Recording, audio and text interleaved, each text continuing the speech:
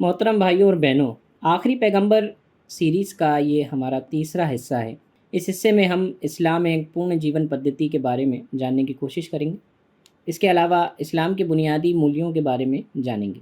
इस्लाम का नाम आता है तो हर कोई समझ जाता है कि ईसाई धर्म, बौद्ध धर्म और दूसरे धर्मों की तरह ये भी एक धर्म है।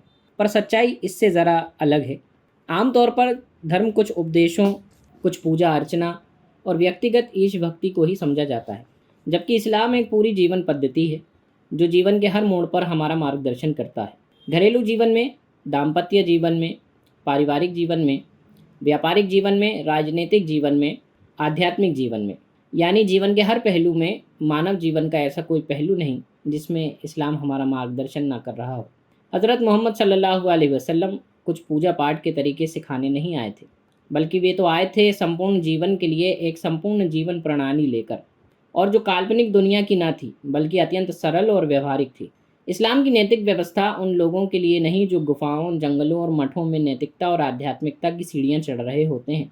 इस्लाम की नैतिक व्यवस्था उन मनुष्यों का मार्गदर्शन करती है जो जीवन की मुख्य धारा में चल रहे होते हैं। यह व्यवस्था नैतिकता से सुसज्जित करना चाहती है।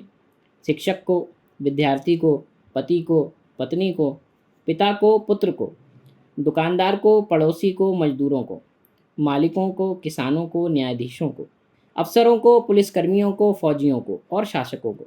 पूजा का भी एक क्रांतिकारी विचार हमें इस्लाम में मिलता है। कुरान कहता है कि हमने मनुष्य को अपनी उपासना के लिए पैदा किया है। स्पष्ट ये उपासना मस्जिद जाने और नमाज पढ़ने या एकांत में बैठकर ईश्वर को याद करने तक सीमित नहीं हो सकती।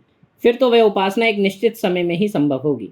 कुरान और मोहम्मद सल्लल्लाहु अलैहि वसल्लम की शिक्षाओं से हमें मालूम होता है कि नमाज पढ़ना ही इबादत नहीं है, बल्कि परिश्रम करके ईमानदारी से रोज़ी कमाना भी इबादत है। घर के लोगों की ज़रूरतों को पूरा करना भी इबादत है। पड़ोसी का ख्याल रखना भी इबादत है। शादी करना भी इबादत है।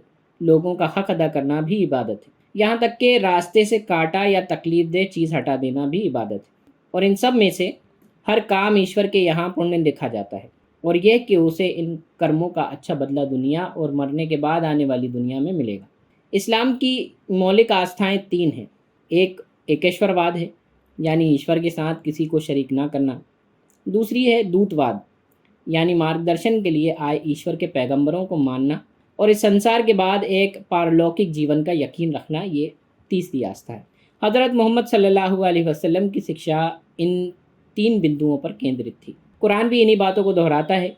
इस संसार का सृष्टा और स्वामी एक ही है, अनेक नहीं है। हमें मरकर उसके सामने पेश होना है। उसने हमारे कामों की जांच और फैसले का एक दिन निश्चित कर रखा है। मनुष्य को सत्य मार्ग बताने के लिए ईश्वर की ओर से ईशदूत और पैगंबर आते रहे हैं, जिनकी अंतिम कड़ी हज़रत मोहम्मद सल्लल्लाहु अलैहि वसल्लम है। ईश्वर की नज़र में वही मुस्लिम है जो इन बातों को सही समझते हुए स्वीकार करे। अगले हिस्से में हम हज़रत मोहम्मद सल्लल्लाहु अलैहि वसल्लम की ज़िंदगी के उस हिस्से के बारे में जानेंगे जो उन्होंने अपने जन्म के स्थान यानी मक्का में बिताया। हम उम्मीद करते हैं कि इससे आपको ज़रूर लाभ होगा। तब तक के लिए धन्यवाद।